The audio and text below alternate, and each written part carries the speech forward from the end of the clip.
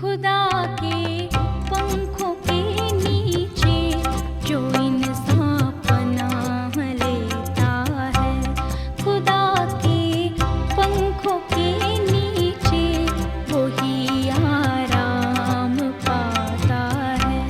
खुदा के पंखों के नीचे जो इंसान पनाह लेता है।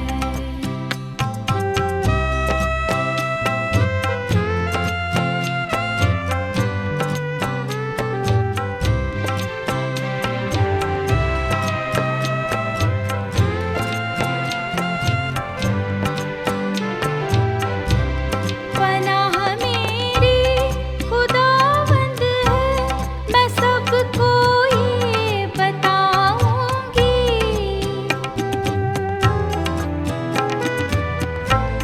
पनाह मेरी खुदावंद है, मैं सबको ये बताऊंगी। किला मेरा खुदावंद है, किला मेरा खुदावंद है, मैं आसरा उस पे रखूंगी। खुदा के पंखों के नीचे जो इंसान पनाह लेता है।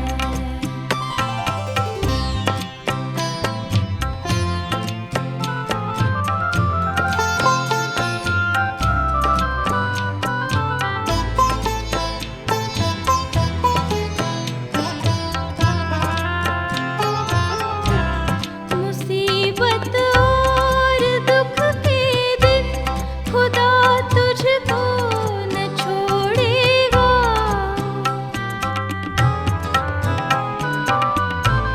मुसीबत और दुख के दिन खुदा तुझको न छोड़ेगा। करेगा वादा पूरा हो, करेगा वादा पूरा हो, कभी ना उसको तोड़ेगा। खुदा के पंखों के नीचे जो इंसान पनाह लेता है, खुदा के पंखों के नीचे वही आराम पाता है। परमेश्वर की बुलाहट इस श्रृंखला में एक बार फिर से आप सबों को मेरी ओर से जय मसीह की।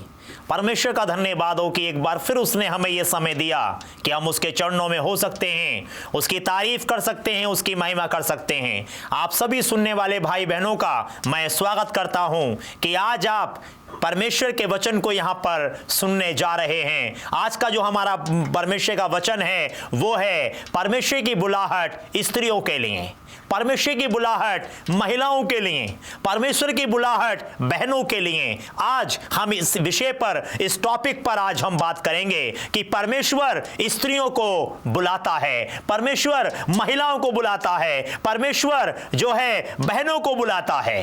कैसे बुलाता है वो और क्यों बुलाता है, आज इस बात को हम यहाँ पर परमेश्वर के वचन से सीखेंगे। सो मैं सबसे पहले जो बाइबल का पद है वो मैं पढ़ना चाहता हूँ। उत्पत्ति किताब उसका 3 अध्याय उसकी 6 आयत। यहाँ पर लिखा हुआ है, अतः जब स्त्री ने देखा कि उस वृक्ष का फल खाने के लिए अच्छा और देखने में मनभाऊ और बुद्धि देने के लिए चाहने योग्य भी है, तब उसने उसमें से तोड़कर खाया और अपने पति को भी दिया और उसने भी खाया। परमेश्वर अपने वचन पर पढ़े जाने पर सुने पर आशीष और बरकत दे, आमीन। प्यारे अजीजों, यहाँ पर मैंने बाइबल का सबसे पहला जो अध्याय है, जो सबसे पहली किताब है बाइबल की उत्पत्ति, उसका 3 अध्याय की 6 आयत को आपके सामने पढ़ा। यहां पर सबसे पहली स्त्री को, जिसको परमेश्वर ने बनाया था आदम की पसली से, तो परमेश्वर यहां पर जो सबसे पहली स्त्री थी, सबसे पहली औरत थी, सबसे पहली जो महिला थी, उसने परमेश्वर की आज्ञा को तोड़ा। जैसे कई बार हम लोग एक सवाल करते हैं आपस में बैठकर कि पाप जगत में किसके द्वारा आया, तो लोगों का जवाब आता है औरत के द्वारा। पाप जगत में किसके द्वारा आया, तो लोग जवाब देते हैं स्त्री के द्वारा। कि स्त्री के द्वारा जो है पाप जगत में आया है। जी हां प्यारे जीजो, आपका कहना सही है और मैं सहमत हूं कि परमेश्वर जो पाप है वो जो है स्त्री के द्वारा इस जगत में आया। लेकिन एक बात हमें और भी माननी चाहिए कि अगर पाप जगत में स्त्री के द्वारा आया है तो मुक्ति भी जगत में स्त्री के द्वारा ही आई है। आमीन। अगर पाप जगत में स्त्री के द्वारा आया तो मोक्ष, उद्धार और साल्वेशन भी स्त्री के द्वारा ही इस जगत में आया है। आइए मैं आपके साथ में पढ़ना चाहता हूं बाइबल में से लूका रचित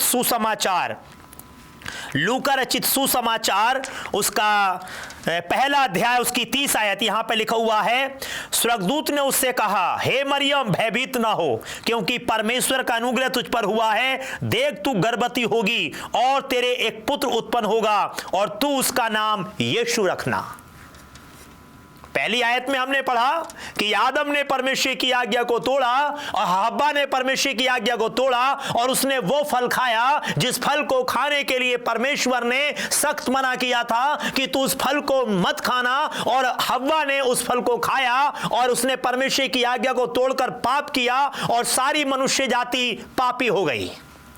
लेकिन फिर परमेश्वर ने एक योजना बनाई और उस योजना में जो है जब उन्होंने देखा फल खाने के बाद आदम हव्वा दोनों ने कि वो नंगे हैं, उन्होंने अंजीर के पत्तों का लंगोट बनाकर अपने आप को ढांपा, अपने आप को छुपाया। लेकिन जब परमेश्वर को बागेदन से बाहर किया तो वहां पर परमेश्वर ने एक मेमने का बलिदान किया और चमड़े के वस्त्र पहनाकर, चमड़े के अंगरखे पहनाकर आदम और हव्वा को अदन की वाटिका से बाहर कर दिया। प्यारे अजीजों, वो मेमना जो है बाइबल में लिखा हुआ है यशायाह नबी किताब में कि देखो वो मेमना जगत का बोझ उठाए लिए जाता है, जगत का पाप उठाए लिए जाता है। मेमना जो है, जो बागे अदन में परमेश्वर यहोवा ने, परमेश्वर पिता ने जो बलिदान किया, वो मेमना प्रभु यीशु मसीह का प्रतीक है। और वो मेमना जो प्रभु यीशु मसीह है, वो मरियम जो एक परमेश्वर की दासी थी, परमेश्वर की जो है भय मानने वाली लड़की थी, परमेश्वर के आज्ञाओं को मानने वाली एक स्त्री थी। परमेश्वर की कृपा दृष्टि मरियम के ऊपर ठहरी और मरियम के द्वारा इस संसार का जो उद्धार करता प्रभु यीशु मसीह था, उसने जन्म लिया। तो अगर हम ये कहते हैं कि पाप जगत में स्त्री के द्वारा आया है तो हमें यह भी विश्वास करना होगा प्यारी बहनों, प्यारे भाइयों, कि नजात, उद्धार और नजात और मुक्ति भी प्रभु स्त्री के द्वारा ही इस संसार में, इस जगत में आया है। परमेश्वर की बुलाहट स्त्रियों के लिए बाइबल में अगर बहनों आप पढ़ोगी तो स्त्रियों के लिए बहुत बड़े काम उन्होंने परमेश्वर के लिए किए हैं जो स्त्री थी। आपने क्या काम किया है आज तक प्रभु के लिए? प्यारी बहन मैं आपसे पूछता हूं, प्यारी बहन मैं आपसे पूछता हूं, आपने आज तक प्रभु के लिए क्या किया है? परमेश्वर की बुलाहट स्त्रियों के लिए, परमेश्वर की बुलाहट महिलाओं के लिए। परमेश्वर स्त्रियों को और महिलाओं को बुलाता है, आइए, चले आइए, परमेश्वर के पास आइए, परमेश्वर के लिए अपने जीवन को व्यतीत करिए। जहां 4-5 औरतें बैठती हैं, जहां पर 4-5 बहनें बैठी, जहां पर 4-5 स्त्रियां इकट्ठा एक जगह बैठी, तो वो अपने तमाम दुनियावी बातें करना शुरू कर देती हैं, एक दूसरे की बुराई करना शुरू कर देती हैं। लेकिन क्या कभी बहनों आपने सोचा है कि अगर हम 3-4 बहनें एक साथ बैठकर प्रार्थना करेंगे प्रभु से, दुआ करेंगे प्रभु से, तो हमारी प्रार्थना का जवाब वो परमेश्वर हमें देगा। क्योंकि लिखा हुआ है बाइबल में कि जहां यदि 2 लोग एक मन के होकर प्रार्थना करेंगे तो जो कुछ वो पृथ्वी में बांधेंगे उनके लिए स्वर्ग में बंध जाएगा। एक दूसरे की बुराई करने में बहनें बड़ी माहिर होती हैं, एक दूसरे की जो है नुक्ताचीनी निकालने में बहनें बड़ी माहिर होती हैं, एक दूसरे की कमियां ढूंढने में जो स्त्रियां हैं वो बड़ी जो है माहिर होती हैं। लेकिन परमेश्वर के लिए आप क्या कर रही हो? परमेश्वर आपसे पूछता है आज के इस समय में कि परमेश्वर की बुलाहट आपके लिए है और इसका जवाब प्यारी बहन आपको देना है। क्या कर रहे हैं आप परमेश्वर के लिए आज? परमेश्वर की बुलाहट स्त्रियों के लिए, परमेश्वर की बुलाहट बहनों के लिए है। मैं आज आपके सामने बताऊंगा कि स्त्रियां जो हैं बाइबल में दो प्रकार की होती हैं। समाज में, संसार में दो प्रकार की स्त्रियों को, दो प्रकार की महिलाओं को हम देख सकते हैं। मैं आपको बताना चाहता हूं, आज आप नोट कर लीजिए इस चीज को। दो प्रकार की महिलाओं को हम पृथ्वी पर देख सकते हैं। एक महिला वो जो बुरी महिला होती है, और एक महिला वो जो अच्छी महिला होती है। यानी कि सीधे शब्दों में भली स्त्री और बुरी स्त्री, दो प्रकार की स्त्रियां पाई जाती हैं। आप कहीं पर भी इस बात को देख सकती हो प्यारी बहनों, प्यारे भाइयों की दो प्रकार की जो है स्त्रियों को हम देख सकते हैं। एक तो अच्छी स्त्रियों को और एक बुरी स्त्रियों को। आइए हम देखेंगे परमेश्वर वचन से कि भली स्त्रियां कौन है। भली स्त्रियों का जिक्र मैं यहां पर करूंगा। नीति वचन की किताब उसका 31वां अध्याय उसकी 30वीं आयत में बड़ा अच्छा लिखा है। बहनों जरा गौर से इस पद को सुनना आप मेरे साथ में। नीति वचन 31 का 30 वहां पर लिखा हुआ है, आकर्षण तो झूठा और सुंदरता व्यर्थ है। एक एडिशन में लिखा हुआ है, शोभा तो झूठी और सुंदरता व्यर्थ है, परंतु जो स्त्री यहोवा का भय मानती है उसकी प्रशंसा की जाएगी। जी हां, नीति वचन का लेखक राजा सुलेमान, ज्यादा जो नीति वचन लिखे हैं वो राजा सुलेमान ने लिखे हैं। और राजा सुलेमान यहां पर नीति वचन 31वें अध्याय में ये बताना चाहते हैं बहनों के लिए, महिलाओं के लिए, स्त्रियों के लिए कि शोभा तो झूठी और सुंदरता व्यर्थ है। शोभा झूठी और सुंदरता व्यर्थ है। आज बहनें अपने आप को सुंदर बनाने के लिए पता नहीं क्या क्या करती हैं। कहीं तो क्रीम, कहीं पाउडर, कहीं इस ब्यूटी पार्लर तो कहीं उस ब्यूटी पार्लर, कभी कहीं तो कभी कहीं, केवल अपने चेहरे की खूबसूरती को बनाने के लिए। इतना खर्चा हमारे बच्चों के खाने में, पीने में नहीं होता जितना कि बहनें आज ब्यूटी पार्लर में जाकर खर्च कर देती हैं। जरा सा एक बाल सफेद हो जाए तो फिर उनको टेंशन हो जाती है, बड़ी चिंता हो जाती है, ये बाल सफेद मेरा हुआ ही क्यों। तमाम प्रकार की मेहंदी, तमाम प्रकार के कलर वो अपने बालों में यूज करती हैं, इसलिए ताकि वो सुंदर बनी रहें। उनका जो चेहरा है वो बढ़िया बना रहे, सुंदर। लेकिन परमेश्वर का वचन कहता रहा सुलेमान की जुबानी है कि शोभा तो झूठी और सुंदरता व्यर्थ है, परंतु जो स्त्री, जो बहन, जो बेटी परमेश्वर की भय मानता है, परमेश्वर की भय मानती है, लिखा हुआ है कि उसकी क्या की जाएगी? तारीफ की जाएगी, प्रशंसा की जाएगी। भली स्त्री वो है जो परमेश्वर का भय मानती है। भली स्त्री वो है जो परमेश्वर के साथ साथ चलती है। भली स्त्री वो है जो परमेश्वर के दासों का आदर सम्मान करती है। आपको पता है कि जब एक पास्टर किसी घर में प्रार्थना करने के लिए जाता है तो ज्यादातर उसे घर में बहनें, स्त्रियां और महिलाएं मिलती हैं।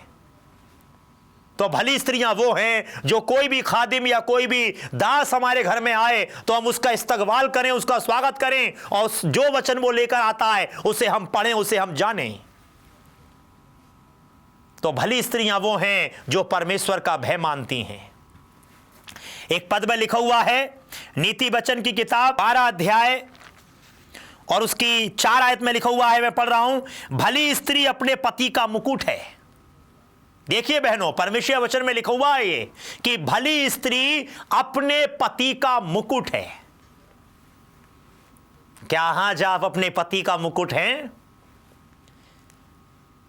या आपका पति अपने लोगों में बैठकर, अपने बच्चों में बैठकर, अपने माँ बाप के बीच बैठकर ये कहता है, अरे मैं तो अच्छा खासा था शादी से पहले और शादी करके तो मैं बुरी तरीके से फंस गया हूं शादी करके। मैं अच्छा था कि मैं कुंवारा था। तो क्यों कहता है आपका पति ऐसे? कहां कमी है? अपने जीवन को जांचिए प्यारी बहनों। आज परमेश्वर का वचन कहता है भली स्त्री अपने पति का मुकुट है, भली स्त्री अपने पति का मुकुट है, परंतु जो लज्जा के काम करती है, परंतु जो लज्जा के काम करती है वह मानो उसकी हड्डियों के सड़ने का कारण होती है। अपने पति के हड्डियों के सड़ने का कारण वो है, वो स्त्री है, वो बहन है जो लज्जा के काम करती है। लज्जा, जिससे कि आपके पति को आपके ऊपर शर्म आ जाए, उसका सर झुक जाता है आपको यह कहते हुए कि ये मेरी पत्नी है, ये मेरी बीवी है। क्यों? आज जरूरत है कि आप अपने जीवन को जांचिए।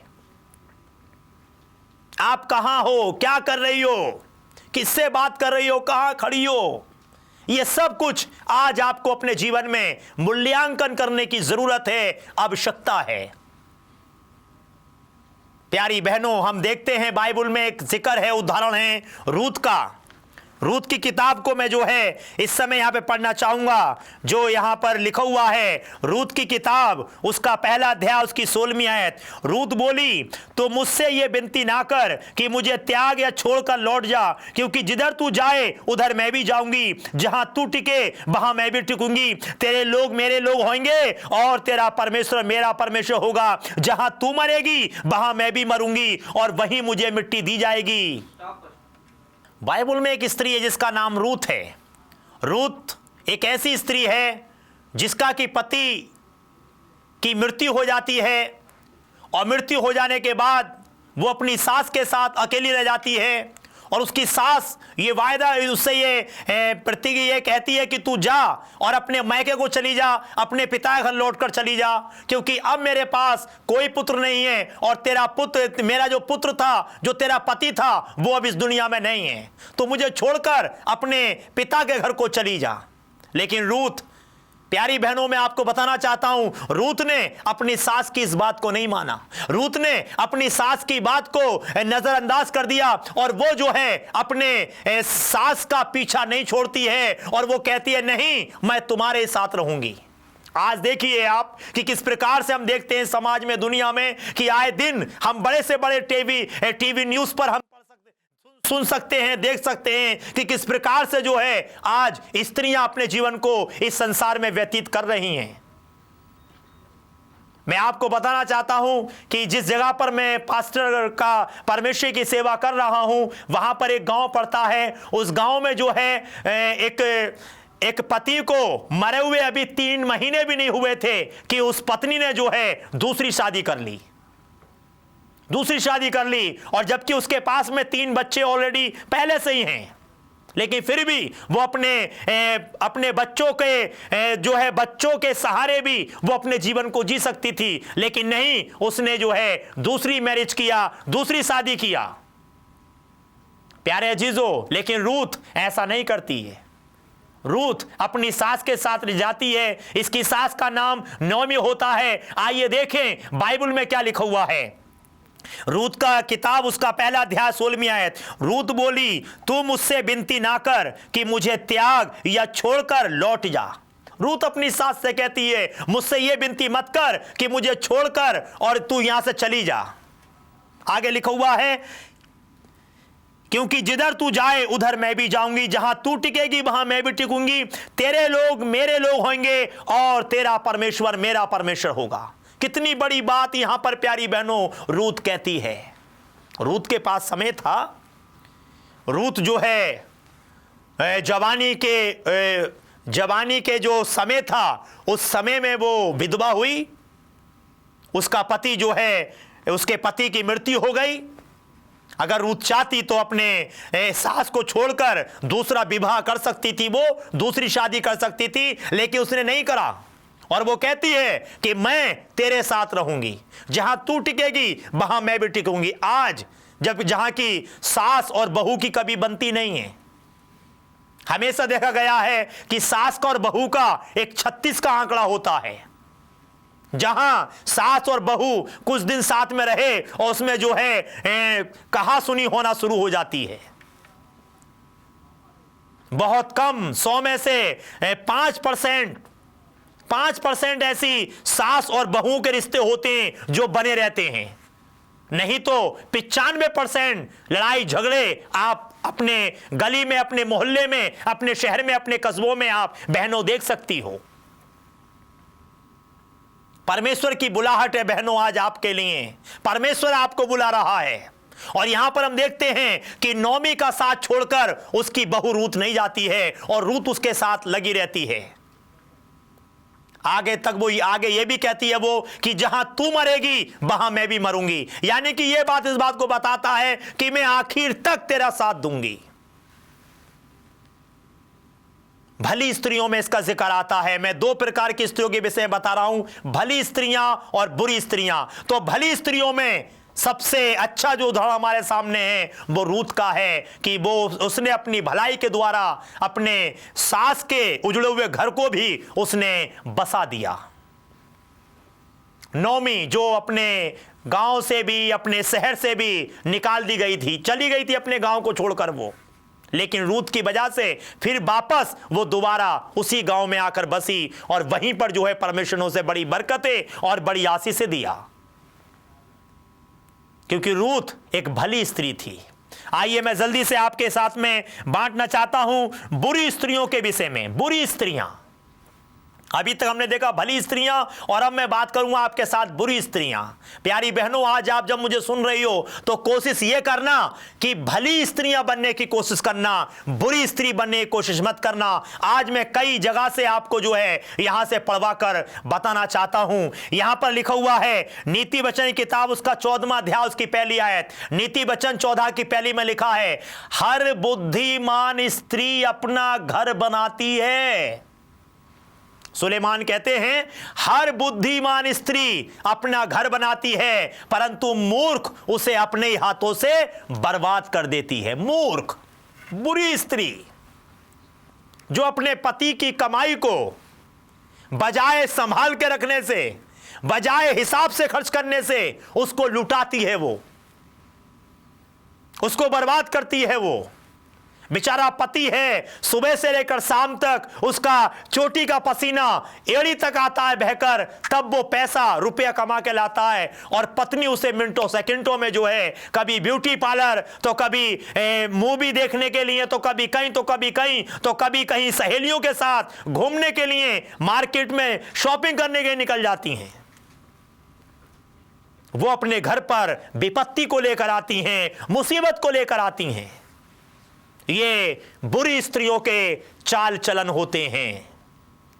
बुद्धिमान स्त्री अपना घर बनाती है। प्यारी बहन, आज आप कौन सी स्त्री बनना चाहती हो? आज आप भली स्त्री बनना चाहती हो या बुरी स्त्री बनना चाहती हो? आज आप किस प्रकार की स्त्री बनना चाहती हो?